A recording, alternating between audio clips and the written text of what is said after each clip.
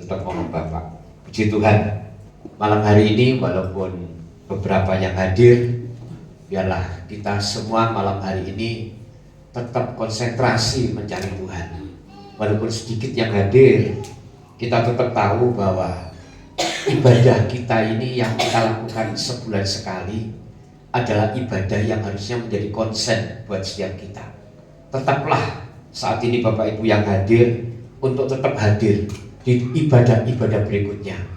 Ya, ibadah ini adalah ibadah yang menguatkan buat setiap kita. Malam hari ini saya mau berbicara tentang satu sosok wanita yang luar biasa yang bernama Deborah. Saya kasih judul Deborah Sang Pendobrak.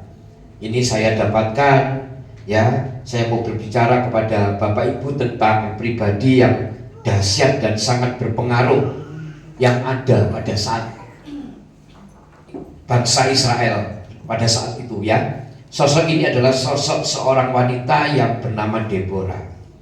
Alkitab menulis Deborah ini adalah seorang nabi. Nanti kita akan belajar bersama, yang artinya Deborah ini adalah seorang yang menyuarakan atau penyampai isi hati Tuhan. Deborah ini seorang nabi.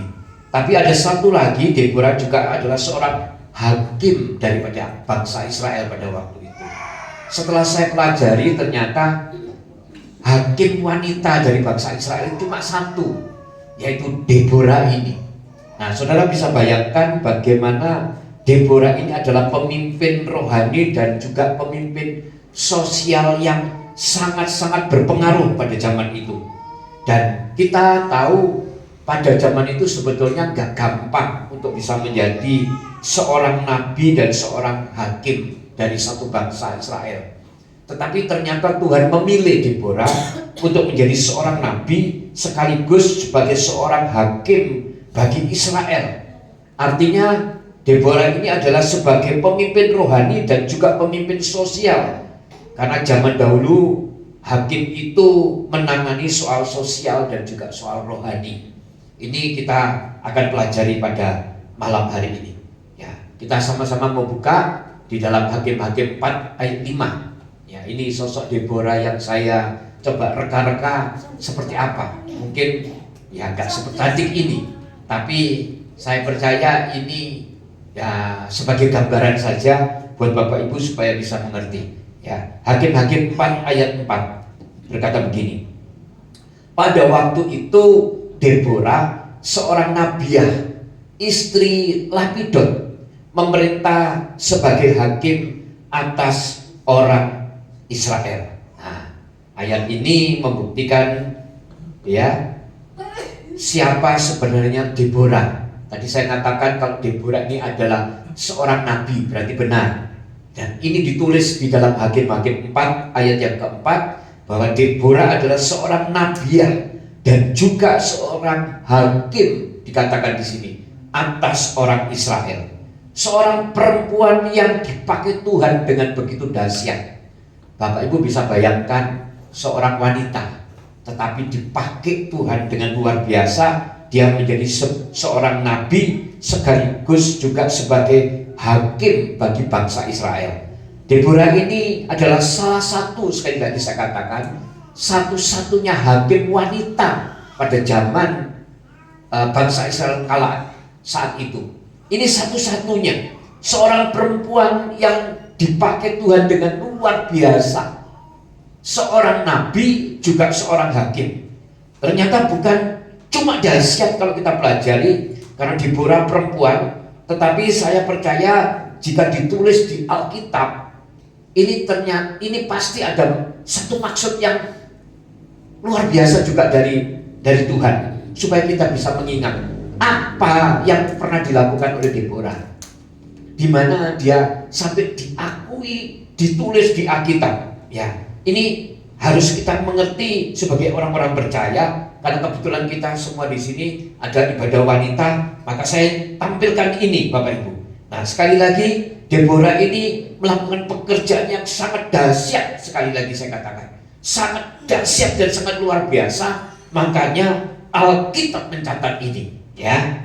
Nah, kita lihat sekarang Bapak Ibu. Nah, saya katakan bahwa Deborah ini mempunyai sifat, ya, dia adalah perempuan yang berani. Ini Bapak Ibu yang harus kita tahu, dan juga bijaksana. Ini dua hal yang bertautan gitu ya. Selain dia berani, ternyata dia adalah bijaksana. Ini adalah sikap atau sifat dari Deborah. Dan saya katakan Deborah ini berani tegas dan berani mengambil satu sifat sikap yang mungkin tidak pada saat itu ya, bukan merupakan satu kebiasaan gitu, karena dia seorang wanita. Makanya saya berani katakan bahwa Deborah ini adalah seorang perempuan berani dan juga bijaksana. Saya lihat di dalam Hakim-Hakim 4 ayat 5, dikatakan ini kebiasaan Deborah.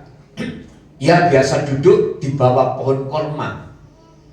Deborah antara Rama dan Betel di pegunungan Efraim, dan orang Israel menghadap dia untuk berhakim kepadanya. Nah, saudara lihat, ibu-ibu lihat, ternyata Deborah ini memang juga diakui oleh bangsa Israel, sampai bangsa ini datang untuk berhakim kepadanya. Kebiasaan Deborah itu duduk di bawah pohon korma. Jadi kalau yang ada di bawah pohon korma ini ya Deborah, bukan yang lain. Kalau Deborah ini ada di bawah pohon korma, ya. Ada pohon korma antara Rama dan Betel, dikatakan di situ. Letaknya di pegunungan Efraim. Disitulah bangsa Israel datang menghadap Deborah untuk berhakim. Wanita Betel Tabernakel bisa bayangkan betapa dahsyatnya Tuhan memakai Deborah. Sekali saya ingatkan, ini luar biasa Tuhan memakai Deborah, seorang wanita ya yang menjadi hakim sekaligus menjadi nabi. Ini menjadi perenungan buat setiap kita. Saya pribadi merenung, ini memang luar biasa. Ini dahsyat Deborah ini. Deborah ini adalah seorang yang sangat-sangat dipakai Tuhan dengan luar biasa. Ya, saya bisa mengatakan begini, orang ini mungkin di atas kertas tidak diperhitungkan karena seorang wanita. Kita tahu bangsa Israel kalau sama wanita kan juga seperti itu, dia tetap menghargai pria daripada wanita. Tapi ternyata Deborah ini bisa menduduki jabatan yang luar biasa, menjadi seorang hakim. Dia seorang nabi juga seorang hakim, dan ini adalah merupakan prestasi yang luar biasa kalau dilihat dari orang luar. Kalau dilihat seperti ini, dan seharusnya itu mungkin ada lebih banyak lagi yang selain Deborah. Kenapa sih kok pakai Deborah? Deborah ini kan wanita, dan mungkin di atas kertas sangat tidak dipandang, karena ini merupakan satu hal yang mungkin wanita masih ada sudut lemahnya gitu ya, yang dipandang. Masa bisa memimpin satu bangsa menjadi seorang hakim untuk bangsa Israel yang begitu besar dan begitu berani dan begitu luar biasa. Tapi Deborah itu dipakai. Nah, saya merenung Bapak Ibu, ternyata memang kalau kita lihat dari letaknya ya, letaknya itu ada di pegunungan Efraim. Berarti dia pasti naik tinggi, dan itu yang biasa Deborah lakukan. Dia selalu duduk di situ. Bangsa Israel mencari, dan bangsa Israel berhakim dengannya. Berarti ada pengakuan. Nah, sekali lagi saya coba berpikir begini Bapak Ibu, berarti memang Tuhan itu memang dari awal mengatakan dia memakai orang itu memang menurut kedaulatan Tuhan, tidak memandang siapa dia, tidak memandang bagaimana dia. Saya jadi teringat, saya pribadi jadi teringat dengan gereja ini Bapak Ibu. Dulu mungkin di atas kertas tidak terpikirkan sama sekali. Ini ada Ibu Wiwi mungkin ngerti, sangat mengerti seluk-beluknya dari awal sampai akhir daripada gereja ini. Saya berharap akhirnya nanti sama-sama kita menutup mata, tetap ada gereja ini. Jadi dulu gak dipandang orang, siapa mau melayani tempat ini? Sudah tempatnya pojok, jelek, ya, tidak ada masa depan gitu sepertinya, ya, tidak bisa diperhitungkan. Sudah lokasinya jauh, jalannya waktu itu becek lagi, jalan besar memang, becek berlubang-lubang waktu itu. Ya, ini kenyataannya gitu. Saya berpikir, ya siapa yang mau ibadah? Nah, kan gitu waktu itu. Siapa? Cuma beberapa orang gitu. Gak ada yang mau beribadah. Karena tempatnya sudah jelek, karena posisinya juga waktu itu saya juga ibadahnya malam, bertahun-tahun itu, hampir 10 tahun mungkin saya melakukan itu di tempat ini. Terus sebelum kita benar-benar full time, ya, terus ibadah pagi. Sangat waktu itu tidak ada diperhitungkan. Dan saya pikir memang siapa yang mau datang? Jemaat siapa mau datang? Nah, itu berpikiran saya secara manusia. Tapi ternyata enggak. Tuhan itu punya pemikiran yang lain. Ternyata jemaat itu memang milik Tuhan. Bukan milik daripada pendeta. Bukan milik daripada saya. Saya sangat mengerti, ternyata dibuktikan oleh Tuhan bahwa jemaat itu berkumpul itu karena seizin Tuhan. Makanya saya secara pribadi mengatakan jemaat di tempat ini adalah jemaat yang dikasih Tuhan, karena dari tempat yang dulu tidak berhitungkan, sekarang ternyata berkumpul orang-orang yang takut akan Tuhan, berkumpul orang-orang yang dahsyat dari segala jurusan, di mana di tempat ini dipakai sebagai pusat pujian penyembahan bagi Tuhan. Kalau kita lihat ke jauh ya, ada sampai melintas dari luar Jawa Timur, ya, Jawa Tengah datang ke sini, ya, jauh gitu ya. Dan saya mengatakan ternyata ini adalah merupakan keinginan Tuhan yang berkomitmen untuk bisa datang beribadah dan dapat menerima berkat-berkat Tuhan.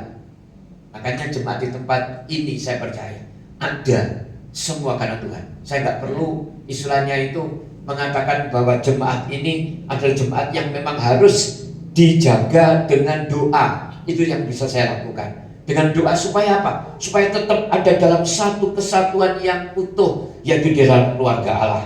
Nah, gedung ini juga urusan Tuhan. Kalau kita lihat dulu gedung ini bagaimana, bisa seperti ini juga urusan Tuhan. Semua peralatan yang ada juga urusan Tuhan. Kemampuan daripada pendeta terbatas.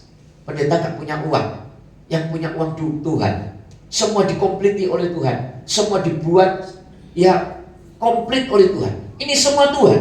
Nah, itu yang harus dilakukan. Dan ternyata memang pada zaman dahulu juga dilakukan hal yang sama oleh Tuhan.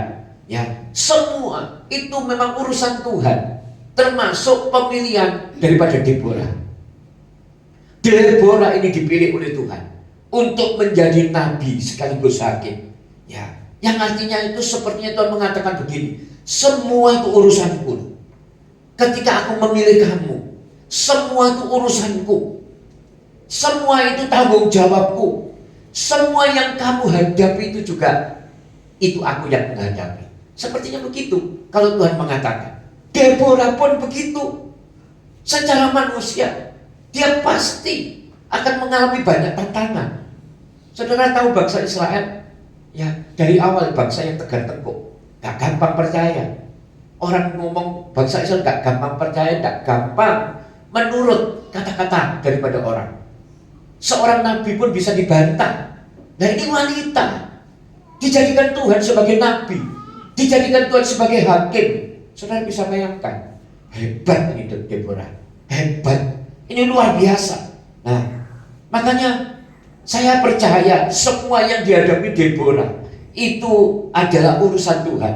Semua yang sedang dilakukan oleh Deborah itu semua dalam tuntunan Tuhan. Ya, itu yang membuat Deborah ada. Nah, Bapak Ibu, kita lihat dalam Hakim-Hakim 4 ayat 6. Ada satu kisah yang ditulis ini di Alkitab. Dan ini menjadi kisah yang sangat luar biasa yang akan kita pelajari. Ya, di dalam Hakim-Hakim 4 ayat 6 mengatakan begini.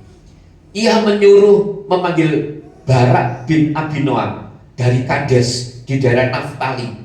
Lalu berkata kepadanya, bukankah Tuhan Allah Israel memerintahkan demikian? Majulah, bergeraklah menuju Gunung Tabor dengan membawa 10.000 orang Bani Naftali dan Bani Zebulon bersama-sama dengan engkau.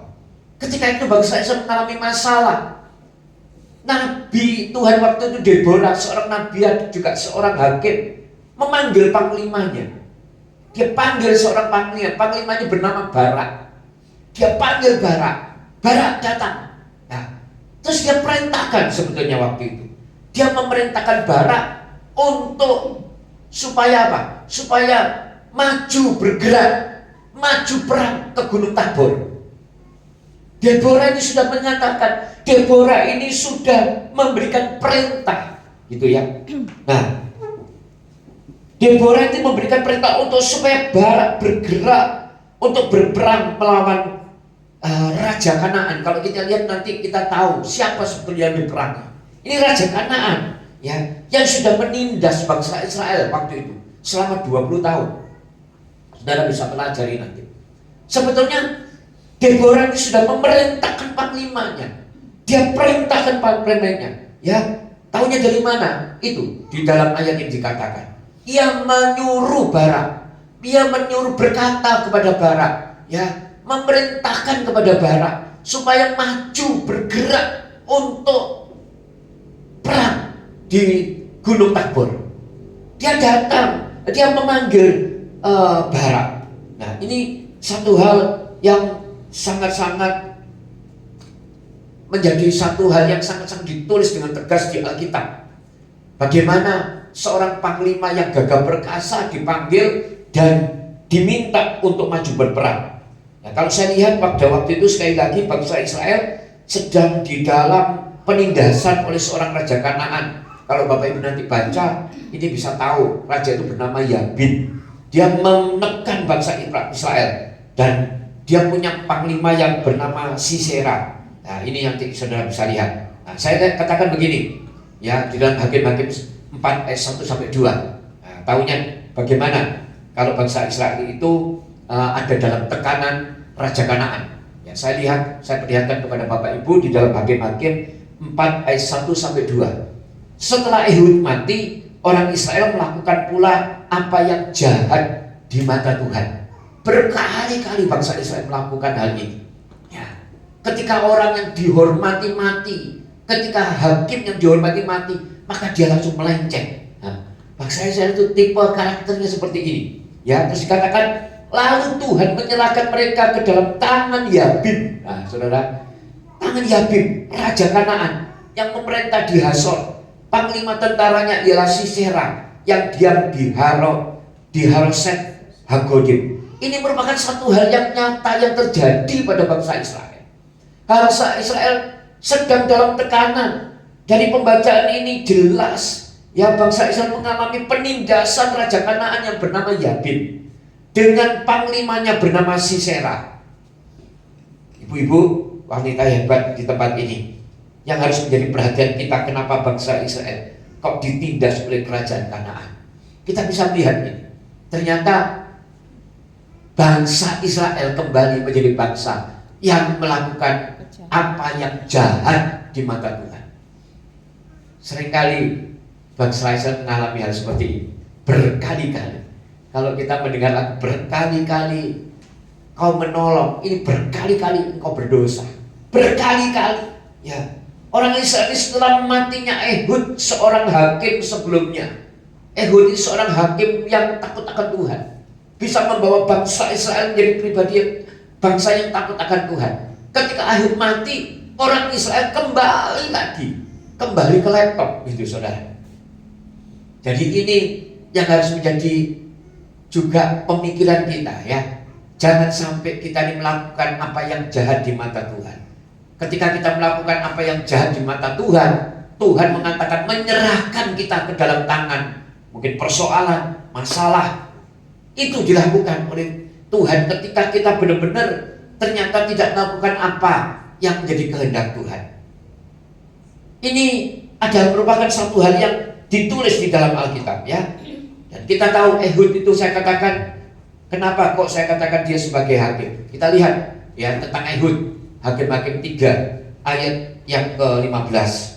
Lalu orang Israel berseru kepada Tuhan, maka Tuhan membangkitkan bagi mereka seorang penyelamat, yakni Ehud, anak Gera, orang Benyamin, seorang yang kidal. Dengan perantaraannya orang Israel biasa mengirimkan upeti kepada Eglon, raja daripada Moab. Ya, kalau kita lihat ceritanya ini kan Ehud ini orang yang kidal. Dia ini seorang pengantar, seringkali sebagai seorang kurir gitu ya. Kurir yang selalu membawa persembahan kepada raja. Ternyata dari dia kidal ini ya tidak diperhitungkan mungkin. Dia membunuh Raja Eglon dengan tangannya. Ketika itu, nah Ehud diangkat sebagai hakim untuk menjadi pemimpin bangsa Israel. Dan di atas yang kita baca ini, ayat ini ternyata juga sudah menjelaskan bagaimana seruan bangsa Israel didengar oleh Tuhan, dan dia memberikan Ehud untuk bisa menyelamatkan bangsa Israel. Nah, kembali kita sekarang kepada Deborah, ya, Deborah, Hakim-Hakim 4 ayat 8. Jawab Barak kepada Deborah, jika engkau turut maju, aku pun maju. Tetapi jika engkau tidak turut maju, aku pun tidak maju. Ini ternyata merupakan satu sikap yang dilakukan oleh seorang panglima. Kalau ibu-ibu melihat ini berarti apa sebetulnya?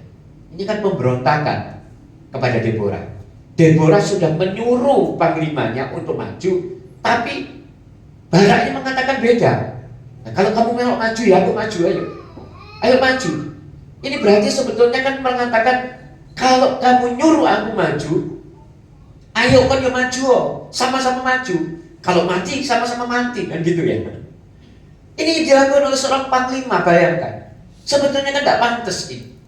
Ini tugasnya seorang panglima sebetulnya untuk maju berperang, untuk maju membebaskan bangsa Israel dari tangan penjajahan dari orang Kanaan. Ini dilakukan harusnya. Tetapi ternyata apa yang diperkatakan oleh Deborah sebagai seorang nabi, juga sebagai seorang hakim, itu ditolak sebetulnya secara halus oleh Barak. Kalau kamu maju, aku yang maju. Kalau kau nggak maju, aku yang nggak mau maju. Nah, kan gitu, saudara. Nah, ketika kita lihat ini, saudara, wanita Betel Tabernakel ada pelajaran kepada kita semuanya. Sebetulnya ini cerita sebetulnya memang cuma cerita, tetapi ada maksud tujuan melalui ayat ini. Tuhan memberitahukan kepada kita semua bahwa sebetulnya yang menjadi imam itu harus benar-benar maju gitu loh. Kalau kita lihat di dalam kehidupan kita rumah tangga, imam kita siapa? Suami kita, kan begitu. Tetapi kalau suami nggak mau maju, ya bagaimana, kan gitu. Diperintahkan sebetulnya oleh Tuhan sudah untuk maju, ya. Ini menjadi perenungan buat kita sekali lagi. Wanita-wanita Betel yang dahsyat dan luar biasa. Saya katakan kalau memang yang seharusnya maju tidak mau maju, itu tidak ada masalah. Tidak usah jadi masalah, ya. Tidak usah menjadi soal. Jika ternyata yang seharusnya melakukan itu laki-laki, tetapi tidak melakukan apa-apa, tidak masalah. Perempuan bisa mengambil alih. Kita bisa lihat ini kok nanti. Ternyata Deborah mengambil sikap, yang makanya saya katakan ya, Deborah itu selain dia seorang bijaksana, dia adalah seorang pemberani. Tidak masalah kalau kau nggak mau, aku akan mau maju tetap, ya. Dan kalau sudah seperti ini memang ada konsekuensinya, ada konsekuensinya. Yang seharusnya maju nggak mau maju, tapi mau kalau maju ya dia harus maju, sama-sama maju. Dan Deborah mengambil alih. Siap, Deborah akan maju. Tahunya dari mana kita lihat? Ya, di dalam Hakim-Hakim 4 ayat 9. Deborah mengatakan begini, baik, aku turuti, hanya engkau tidak akan mendapat kehormatan dalam perjalanan yang kau lakukan ini. Dia pemberani. Dan kamu tidak mau maju. Oke, kamu mau aku maju, aku maju. Siap. Demikian juga dengan kita, mungkin rumah tangga, ya, rumah tangga.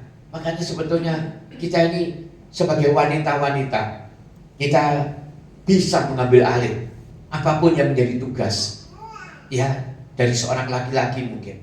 Kalau memang dia tidak berfungsi, ambil alih tidak apa-apa. Tetapi kita harus lakukan ini. Kita tahu bahwa kehormatan dalam perjalanan daripada laki-laki ini, ya, tidak akan mendapatkan penghormatan. Kalau kita lihat di dalam ayat ini dikatakan begini, ya, kata-kata Deborah, baik, aku turuti, hanya engkau tidak akan mendapat kehormatan dalam perjalanan yang kau lakukan ini. Sebab Tuhan akan menyerahkan Sisera, yaitu panglima daripada Kanaan, ke dalam tangan seorang perempuan. Baik, engkau tidak mau maju, engkau tidak mau melakukan apa-apa. Baik, tidak apa-apa. Wanita bisa. Kalau wanita bisa, lakukan, tidak apa-apa. Tapi ada konsekuensinya. Konsekuensinya apa? Ya ini kita lihat. Tidak ada penghormatan. Tidak ada penghormatan. Penghormatan itu akan diberikan kepada perempuan. Lalu dikatakan Deborah bangun, berdiri, dan pergi bersama-sama dengan Barak ke Kades. Makanya saat ini Bapak, Ibu-ibu ya, yang dikasih Tuhan, kalau memang saat ini mungkin ada apa yang tanggung jawab yang seharusnya dilakukan oleh seorang pria, tetapi ibu-ibu bisa ambil alih, gak apa-apa, tetap bersyukur kepada Tuhan, gak apa-apa, lakukan semua. Tetapi kalau ada konsekuensi yang seperti ini, ya jangan disalahkan perempuan. Ada konsekuensi yang harus ditanggung. Ya, kepala keluarga itu adalah laki-laki. Kepala keluarga itu mutlak ada laki-laki. Ya, beliau sebagai imam. Tetapi ingat melalui pelajaran dari Deborah, kalau imam tidak berfungsi, kalau imam tidak bergerak, kalau imam diam saja, Deborah boleh muncul. Deborah boleh mengambil alih. Ya, tetapi kita tahu yang diambil alih ini pun tentunya adalah kebenaran. Untuk membawa keluarga menuju kebenaran, Deborah boleh muncul. Deborah boleh berperang. Deborah boleh tampil. Ya, wanita bisa mendampingi sampai bahkan mengambil alih tugas lelaki sampai mencapai sukses. Kalau memang itu diperlukan, bisa. Itu bisa dilakukan. Asal semuanya sesuai dengan kebenaran firman Tuhan. Walaupun seperti itu yang dilakukan, ya, tetapi sekali lagi akan ada perkataan yang harus diterima, yaitu apa? Kehormatan ada dalam hidup wanita sepanjang perjalanan untuk menyelesaikan persoalan itu. Makanya saya sering melihat ya, kalau ada seorang laki-laki yang salah arah, terus dia sudah nggak lagi mau bertanggung jawab kepada keluarganya, diambil alih oleh perempuan. Ya nggak apa-apa, ambil alih. Memang harus diambil alih oleh perempuan. Tapi akibatnya pasti akan muncul perkataan kan, itu bapaknya nggak bertanggung jawab. Ya kan begitu. Ini sama. Ini berarti tidak akan mendapat kehormatan. Apalagi kalau anak-anaknya sampai sukses, mencapai jenjang-jenjang tertentu dan sukses tanpa pendampingan dari seorang ayah. Bisa terjadi itu. Bisa terjadi. Dan itu banyak saya lihat dengan mata kepala. Makanya saya sering katakan, seorang ayah kalau melenceng, keluarga akan tetap utuh. Tapi kalau seorang wanita, ibu itu melenceng, keluarga pasti hancur sudah. Karena kebanyakan wanita ini adalah sebagai Deborah, saya katakan di dalam keluarga. Deborah yang harus menjaga dari keluarga ini menjadi keluarga yang benar-benar solid. Itu Deborah harus bisa menjaga, harus bisa menjadi pemimpin. Kalau memang kenyataannya suaminya itu tidak berfungsi, menghormati tetap harus menghormati, penghormatan harus diberikan. Tetapi penghormatan dari orang yang melihat itu bagaimanapun juga tidak bisa menyangka. Makanya kalau kita sebagai seorang wanita, kalau ibu-ibu sebagai wanita Betel Tabernakel, tetaplah menjadi wanita-wanita Betel yang kuat, yang terus mengandalkan Tuhan. Dan saya percaya ketika Tuhan memakai wanita-wanita Betel, maka Tuhan juga pasti akan memperlengkapi. Makanya saya katakan begini, Tuhan bisa memakai siapa saja, yang paling lemah sekalipun. Yang penting taat mendengar dan melakukan kehendak Tuhan. Ini yang harus dikerjakan. Makanya kalau ibu-ibu wanita Betel saat ini mungkin sendiri menghadapi persoalan keluarga sendiri, tetap kuat. Kita ini walaupun lemah, wanita walaupun lemah sekalipun, yang penting apa? Taat mendengar dan melakukan kehendak Tuhan. Itu akan menjadikan kita wanita-wanita ini bisa sukses mengantar keluarga menjadi keluarga yang sukses di dalam setiap kehidupannya. Ya, jadi malam hari ini saya percaya ibu-ibu wanita Betel Tabernakel Keluarga Allah, jadilah Deborah-Deborah yang dahsyat, yang sungguh-sungguh melakukan kehendak Tuhan. Apapun dikerjakan.